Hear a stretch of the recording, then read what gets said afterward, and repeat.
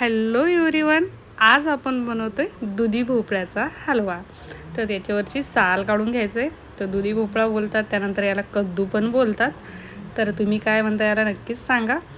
आता बघा, साल काढून घेत आहे। साल काढून याला आपण किसून घेणार आहोत आणि किसल्याच्या नंतर जास्त वेळ ठेवायचा नाही, लगेचच्या लगेच कढईमध्ये टाकून करून घ्यायचा, नाहीतर काळा बनतो दुधी भोपळ्याचा जो हलवा, जो किस आपण किसतोय तो किस।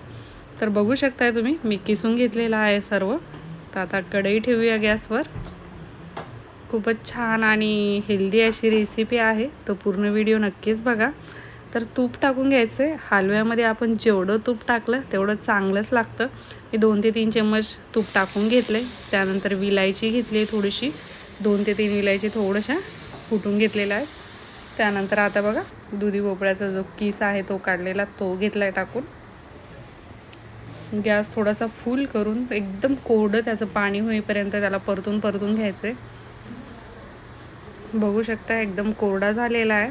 आता फुल क्रीमी दूध घेतले, मलाई जमा केलेली होती मी 1 ते 2 लिटरची, ती सर्व टाकून घेतलेली आहे। आता याला शिजून घ्यायचं आहे आपल्याला, लागायला नको म्हणून थोडंसं हलवून घ्यायचं आहे सतत। बघू शकताय तुम्ही, दूध चांगल्यापैकी आटलेलं आहे। आता आपल्याला गोड जसं आवडेल तसं साखर टाकून घ्यायचे आपल्या आवडीनुसार।